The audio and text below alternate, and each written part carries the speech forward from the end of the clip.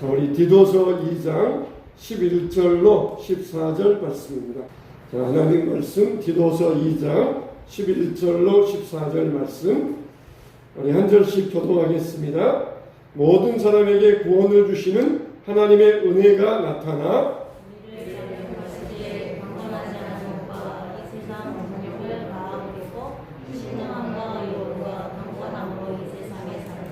복스러운 소망과 우리의 크신 하나님 구주 예수 그리스도의 영광이 나타나심을 기다리게 하셨으니 그가 우리를 대신하여 자신을 주시는 모든 불법에서 우리를 성량하시고 우리를 깨끗하게 하사 선한 일을 시행하는 자기 백성이 되게 하려 하시니라. 아멘. 하나님 아버지 은혜가 나타나다 말씀을 제목에 가지고 함께 귀한 말씀을 은혜 받고자 합니다. 우리에게 예비하신 은혜가 한 사람도 빠짐없이 다 임하게 하여 주시옵소서. 예수님 이름으로 기도하옵나이다. 아멘. 우리가 사람이면은 사람 되어야 됩니다. 우리가 또 생명을 가지고 살고 있으면은 정말 생명다운 삶을 살 수 있어야 됩니다. 사람을 사람답게 만드는 게 있어요. 그게 뭘까요? 바로 사랑이라고 할 수가 있어요. 사랑입니다. 사람을 사람답게 만드는 것이 바로 이 사랑인 것입니다. 그래서 사랑이 있어야 생명이 나타나게 되어 있어요. 또 사랑이 있는 곳에 새 생명이 탄생하게 되어 있습니다. 사람마다 다 자녀들을 양육하는 방법은 다르지만 다 거기에는 기본적으로 사랑이 깔려 있어요. 우리가 때로는 웃을 때도 있고 울 때도 있고 화를 낼 때도 있지만 그러나 거기에 모든 것은 다 사랑에서 나온다고 말씀드릴 수가 있는 것입니다. 그래서 우리가 사랑으로 자라가야 되는데 때로는 매를 때려도 그것도 사랑하기 때문에 매를 때리는 것이에요. 때로는 웃어주어도 사랑하기 때문에 웃어주는 것이고 때로는 미워할 때에도 사랑하기 때문에 미워한다고 말씀드릴 수가 있어요. 그래서 사랑을 몰라주는 일도 있지만은 사람의 사랑의 진심은 항상 통하게 되어 있습니다. 정말 진심으로 사랑하면은 언젠가는 그 사랑은 통하게 되어 있어요. 알아주게 되어 있습니다. 내 안에 사랑이 충분치 못하면은 늘 자연스럽지 못합니다. 그래서 우리가 힘들고 불편하다 할지라도 우리가 항상 애써야 될 것이 뭐냐? 바로 이 사랑이라고 할 수 있어요. 사람들의 사랑은 안으로 굽는 사랑입니다. 또 사람들의 사랑은 계산적인 사랑이에요. 사람들의 사랑은 내가 받았으면 돌려주어야 된다. 그게 사람들의 사랑이에요. 그런데 하나님의 사랑은 무조건적인 사랑입니다. 계산하지 않은 사랑이에요. 그래서 이 하나님은 사랑하기 때문에 사람을 창조하시고 우주를 만드셨고 또 창조하셨기 때문에 우리를 사랑하고 계시는 것이에요. 그래서 우리 인간의 사랑도 이 하나님의 사랑을 닮을 수 있어야 됩니다. 우리가 사랑한다 그러면은 어떻게든지 이런 하나님의 사랑을 닮을 수가 있어야 돼. 에로스적으로 유격적으로 하는 이런 사랑은 누구나 다 할 수가 있습니다. 그런데 하나님의 사랑을 가지고 살아갈 수 있는 사랑, 이게 바로 우리가 닮아야 될 하나님의 사랑인 것이에요. 나이별로도 사랑하는 모습이 각기 나타났는데 어떻게 나타났습니까? 나이 든 남자는 위엄을 가지고 성숙한 모습으로 사랑의 모습이 나타나야 했어요. 또 그리고 나이 든 여자들은 거룩함으로 사랑이 나타나야 되고 또 젊은 여자들은 좋은 아내, 좋은 어머니가 됨으로써 사랑이 나타나야 되고 또 젊은 남자들은 자기 자신을 잘 다스리는 것으로서 사랑이 나타나야 되고 그리고 좋은 교사들은 모범을 보임으로써 지도적인 위치에서 모범을 보임으로써 사랑이 나타나야 된다. 그러니까 우리가 각자가 자기의 위치에서 사랑하는 모습들이 각색으로 나타나게 되어 있어요. 11절에 보니까 왜냐하면 모든 사람에게 구원을 주시는 하나님의 은혜가 나타나 그랬어요. 여기 우리말 성경에 생략됐는데, 왜냐하면이라고 하는 말이 거기에 포함되어 있습니다. 왜냐하면 하나님의 은혜가 나타났다는 것이에요. 어떤 은혜가 나타났습니까? 모든 사람에게 구원을 주시는 하나님의 은혜가 나타났다는 것입니다. 하나님의 은혜가 어떻게 나타났느냐? 구원의 능력으로 나타났어요. 그런데 이 나타났다는 것은 무엇이냐? 예수님이 이 땅에 오시는 것을 말하고 있습니다. 그래서 예수님 안에서 구원의 은혜가 나타났다는 것이에요. 그래서 하나님은 은혜의 하나님으로 나타나셨고, 하나님은 때가 참에 예수님을 통하여서 그 은혜를 나타내 보여주셨다는 것이에요. 여러분, 여기에서 나타났다, 이 말은 하나님이나 왕에게만 사용하는 그런 단어입니다. 우리나라에도 임금에게만 사용하는 그런 단어가 있잖아요. 왕의 얼굴을 뭐라 그래요? 용환이라 그러잖아요. 왕이 앉는 의자를 뭐라 그래요? 용상이라 그러잖아요. 왕이 입는 옷을 뭐라 그래요? 용포라 그러잖아요. 왕이 사는 집을 뭐라 그래요? 궁궐이라 그럽니다. 왕의 명령을 뭐라 그래요? 어명이라 그래요. 왕을 위해서, 왕만 위해서 시중드는 의사를 뭐라 그래요? 어이라 그러잖아요. 또 죄송한 말이지만은 왕의 똥을 뭐라 그래요? 매우라 그러잖아요. 이런 단어들은 절대로 다른 사람들에게 쓰면 안 돼요. 오직 왕에게만 쓸 수 있는 그런 유일한 단어, 왕만을 위해서 만드는 단어, 그런 단어들이 이런 단어들인 것입니다. 마찬가지로 여기 하나님의 은혜가 나타났다. 이 나타났다 할 때 이 나타났다는 것은 오직 그 당시에 하나님과 왕에게만 드는 그런 이 단어였어요. 우리가 뭐라 그럽니까? 상간마마 납시오 그러잖아요. 마마 납시오. 바로 이 등장하셨다, 나타났다, 나만 납시오. 그러면서 이것도 역시 뭐 상감이나 중전이나 이런 사람들에게만 들은 그런 쓰는 단어예요. 뭐 대감마님 납시오 그렇게 쓰면 안 됩니다. 오직 왕이나 중전이나 마마들만 납실 때만 납시오 그렇게 써야 돼요. 우리나라에도 오직 대통령만 쓰는 문장이 있잖아요. 바로 이 봉황. 이 봉황의 문장, 이거는 대통령만 쓸 수 있어요. 일반 사람들이 보기 좋다 그래서 봉황의 문장을 함부로 쓰면 안 됩니다. 그건 도용이 돼요. 그래서 오직 대통령이 나오는 대통령의 서류에나 대통령의 뭐 양식에나 대통령이 등장하는 곳에만 이 봉황의 문장을 만들어 가지고 오직 대통령만 등장할 때에 그 문장을 쓸 수가 있어요. 일반 사람들은 그 문장을 쓰면 안 돼요. 그런 것처럼 하나님의 은혜가 나타났다. 이 나타났다. 이 말은 오직 하나님과 왕에게만 쓸 때 그 단어가 사용되고 있었습니다. 그러니까 예수님은 왕으로서 이 세상에 오셨다는 것이에요. 왕으로서 이 땅에 드디어 등장하셔가지고 왕으로 나타나셔서 이 땅에 오셨다는 것입니다. 그러면은 일반 백성들은, 저기 골 밖에 사는 일반 백성들은 언제 왕이 납신다 그러면은 일반 백성들은 기대를 합니다. 왕이 우리 마을에 찾아온다, 왕이 우리 고장에 찾아온다 그러면은 왕이 우리 마을을 위하여서 어떤 시혜를 베풀어 줄까, 우리 동네를 위하여서 어떤 사업을 베풀어 줄까, 그러면서 일반인들은 왕이 온다 그러면은 굉장히 기대를 합니다. 왕이 오면 어떻게 합니까? 로마 시대에 우리가 보면은 막 동전을 던져주잖아요. 왕 앞에 사람들이 가면서 왕이 납시오 그러면서 막 동전을 던져줘요. 그러면은 그 동전 집으려고 왕이 오는 것을 기대를 합니다. 이렇게 왕이 오면은 백성들이 기대를 합니다. 동전을 던져줄까? 우리 마을을 위해서 어떤 수건 사업을 이루어줄까? 우리에게 어떤 시혜와 어떤 좋은 일을 베풀어줄까? 그러면서 왕이 오게 되면은 일반 백성들이 그런 기대감을 가지고 왕을 기다려요. 그런데 예수님이 오셨다는 것이에요. 예수님이 나타나셨다는 것입니다. 예수님이 이 땅 위에 드디어 등장하셨다. 그것은 그냥 동전 몇 푼 던져주기 위해서 오신 것이 아니라 하나님의 은혜가 나타나, 뭐라 그랬습니까? 모든 사람들에게 구원의 능력으로 하나님의 은혜가 나타났다는 거예요.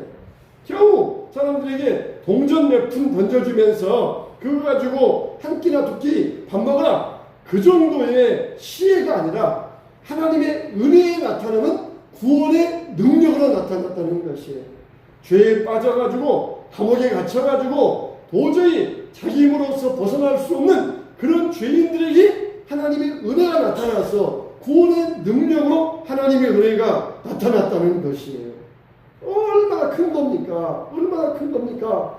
감옥에 있는 죄수에게 동전 몇 푼 던져주면서 이걸 가지고 밥 사 먹어라, 그러면은 무슨 도움이 되겠어요? 근데 왕이 감옥에 딱 나타나가지고 죄수들에게 뭐라 그럽니까? 모든 죄수는 다 석방이다. 그러면은 죄수들에게 그것만큼 큰 은혜가 어디 있겠습니까? 바로 예수 그리스도의 나타남이 그와 같은 은혜라는 것이에요.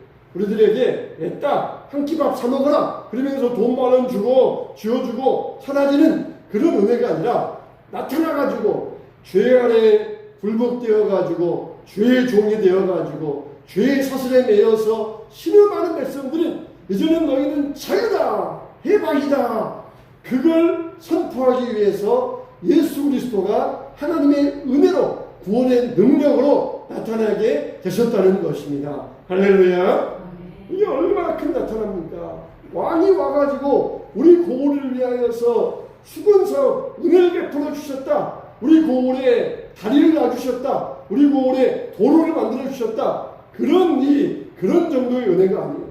완전히 그 마을을, 적의 포로 가운데 매여있는 그 마을을 적에게서 그냥 해방시켜주고 자유함을 주셨다.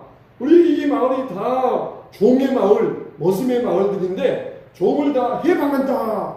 그러면서 구원의 능력을 주시는 그런 은혜로 나타나셨다는 것이에요.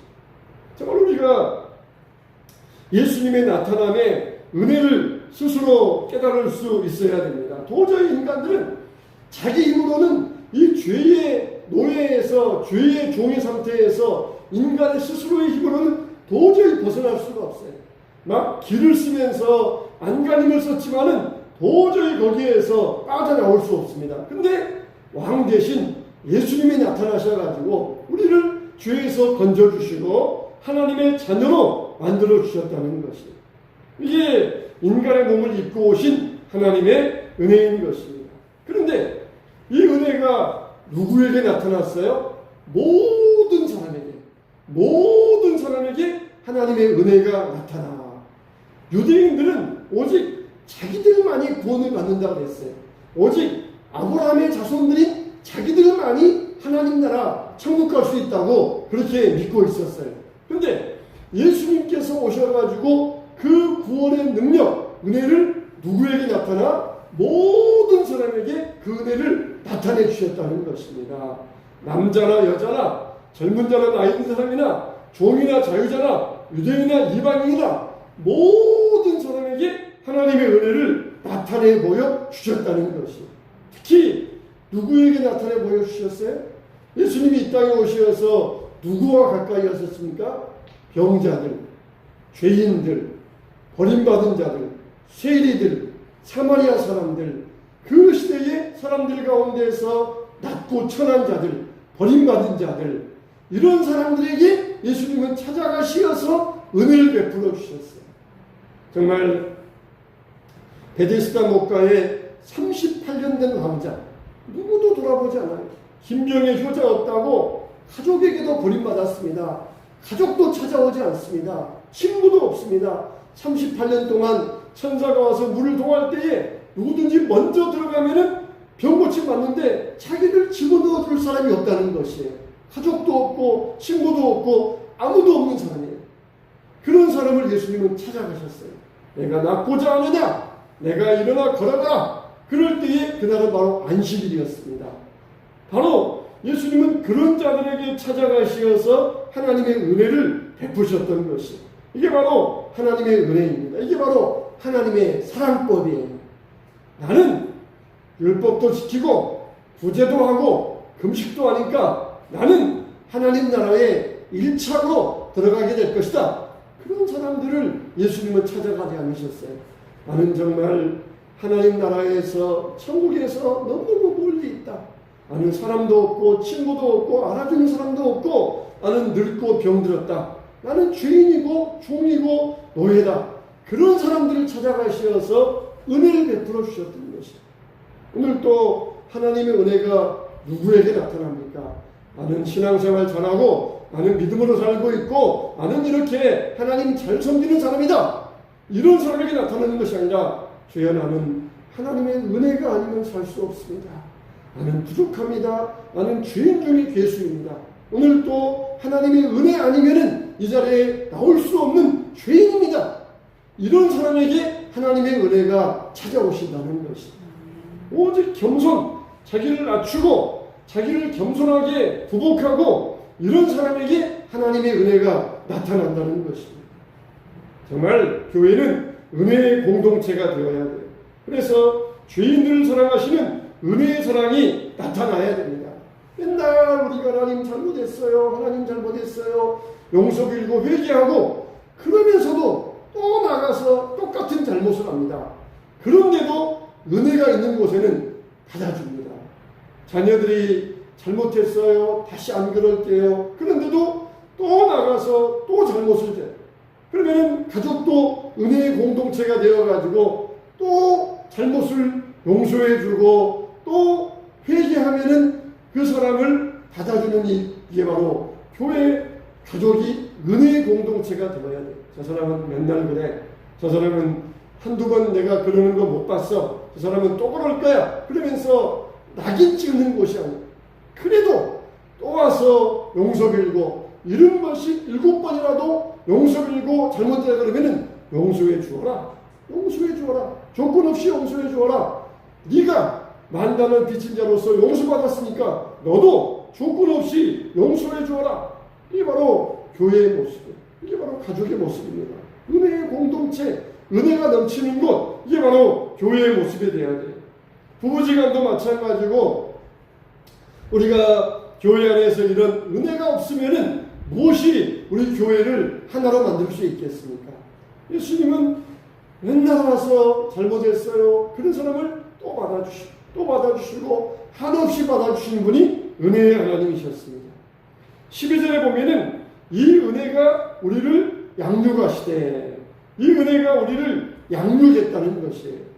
은혜가 우리의 선생님이라는 것입니다. 은혜로 우리가 양육을 받았다는 것이에요. 이 은혜라고 하는 것은 은혜로 우리가 양육하다라는 뜻은 뭐냐? 징계하다, 가르치다, 훈련하다 그런 뜻이 여기에 다 들어있어요. 그러니까 하나님이 자기 백성들을 징계하신 것도 바로 하나님의 은혜입니다. 하나님의 은혜로 징계하셨다는 것이에요. 또 하나님이 바른 것을 깨달을 수 있도록 도움 주시는 것도 바로 하나님의 은혜예요. 하나님의 은혜. 은혜 받은 것입니다. 은혜 받은 것이에요. 자, 그래서 은혜 받은 것인데 우리가 설교 말씀 듣고는 뭐라 그럽니까? 은혜 받았습니다. 그런 말 하잖아요. 은혜 받았습니다. 그런 말 하잖아요. 근데 어떤 사람은 이렇게 말하는 사람이 있어요. 은혜는 하나님의 은혜, 하나님의 은혜, 하나님의 은혜에다가 은혜를 말해야지 사람이 말한 것을 가지고 은혜 받았습니다. 그렇게 말하는 것은 잘못되었다. 그렇게 가르치는 사람들이 있어요. 이거는 하나만 알고 둘은 모르는 사람입니다. 하나만 알고 둘은 모르는 사람이에요. 은혜가 뭡니까? 깨우치다, 훈련하다, 가르치다, 책망하다, 징계하다. 그게 다 은혜라는 뜻이에요. 그게 바로 은혜예요. 은혜가 우리를 양육하시되 은혜가 우리를 이끌어갈 수 있어야 돼요. 말씀을 듣고 말씀을 깨달았어요. 그럼 뭐라고 그래요? 은혜 받았습니다. 말씀을 들었어요. 근데 그 말씀 속에 나를 책망하는 말씀이 있어요. 그랬을 때 우리는 뭐라고 그래요? 은혜 받았습니다. 그렇게 해야 돼요. 정말 나들으라고 한 말이야. 나를 치는 말이야. 그러면서 하나님의 은혜에서 멀어지면 안 됩니다. 그게 뭡니까? 은혜 받은 것이에요. 하나님이 나에게 은혜로서 나를 양육해 주시는 것이에요. 그래서 가르치고 깨달은 것도 바로 은혜입니다. 바로 이 은혜의 양육, 은혜가 교사가 되어서 은혜가 성소님이 되어서 우리를 이끌어 주신다는 것이에요. 그래서 우리는 어떻습니까? 하나님의 은혜로 양육받고 있는 것이에요. 그래서 은혜는 뭡니까? 우리를 구원하는 구원의 도구도 되고 훈련의 도구도 되는 것입니다. 소위 인간은 은혜 아니면 살 수가 없어요. 구원이라고 하는 것은 한 번으로 끝나는 것이 아닙니다. 내가 구원받았다. 그러면 내가 구원은 끝이다. 그게 아니라 구원은 태어나서 양육받고 성장하고 그리고 성화되어서 천국 갈 때까지 이 모든 과정이 다 구원의 과정, 구원이라고 할 수 있어요. 그냥 얘가 태어났다. 그래 너 사람이다. 너는 사람이야. 태어난 걸로 얘가 끝입니까? 얘를 우유를 먹여야 되고 이유식을 먹여야 되고 걸음마 가르쳐야 되고 학교 보내야 되고 또 성숙해야 되고 그 모든 과정이 이 아이가 사람 되는 과정이에요. 그런 것처럼 우리가 거듭나서 하나님 말씀으로 양육받아서 성화되기까지 이 모든 과정이 바로 구원의 과정이 되는 것입니다. 그래서 하나님의 구원의 은혜가 날마다 우리 삶에 적용될 수 있어야 돼요. 우리는 죄 아래 살지 않고 거룩하게 살기 위해서 은혜 아래 살아가야 됩니다. 로마서 6장 14절로 15절에 보니까 죄가 너희를 주장하지 못하리니 이는 너희가 법 아래 있지 아니하고 은혜 아래 있음이라. 그런즉 어찌하리요? 우리가 법 아래 있지 아니하고 은혜 아래 있으니 죄를 지으리요? 그럴 수 없느니라. 하나님께 감사하리로다. 너희가 본래 죄의 종이더니 너희에게 전하여 준 바 교훈의 본을 마음으로 순종하여 죄로부터 해방되어 의에게 종이 되었느니라. 너희가 그때 무슨 열매를 얻었느냐? 이제는 너희가 그 일을 부끄러워하나니 이는 그 마지막이 사망입니다.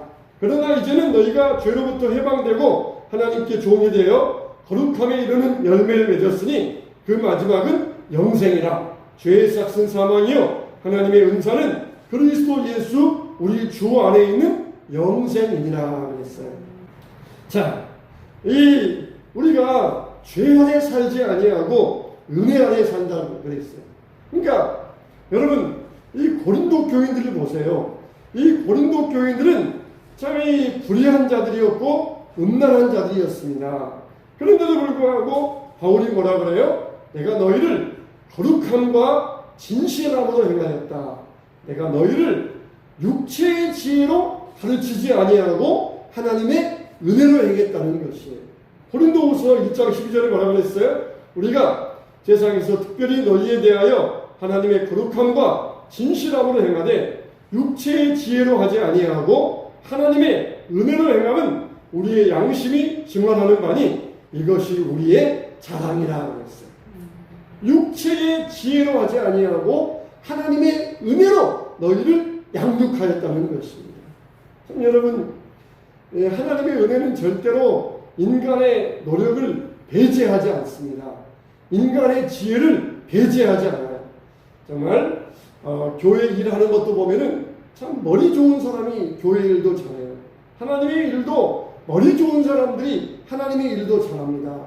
그런데 머리 좋은 것만 가지고는 안 돼요. 인간의 지혜만 가지고는 안 됩니다.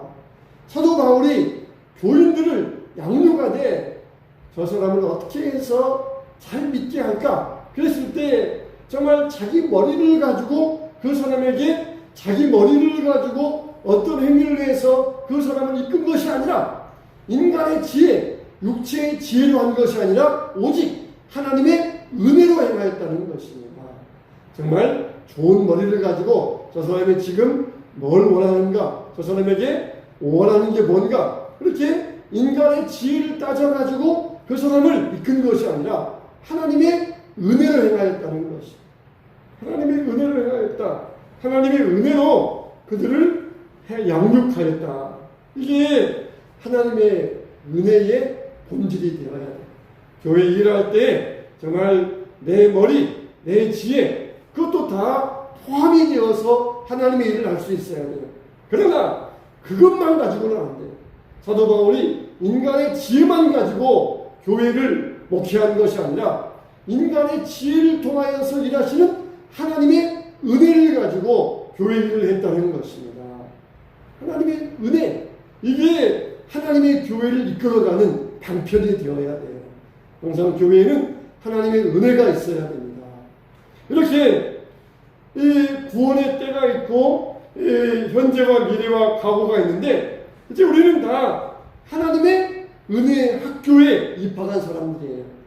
이 은혜 학교에는 어떤 과목이 있느냐?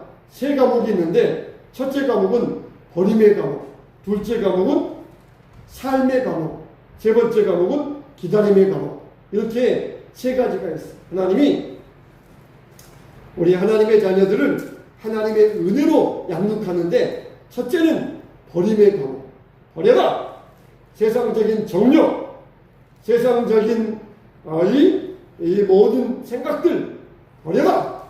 버림의 과목. 내려놓게 하는. 이게 은혜의 첫째 과목이에요. 둘째 과목은 뭐냐? 새로운 삶을 이제는 살아가라! 새 사람으로 살아라! 이게 은혜의 둘째 과목이에요. 셋째 과목은 기다려라. 이제 복수로운 소망 가운데 우리 구주 예수님의 영광이 나타나심을 기다려라.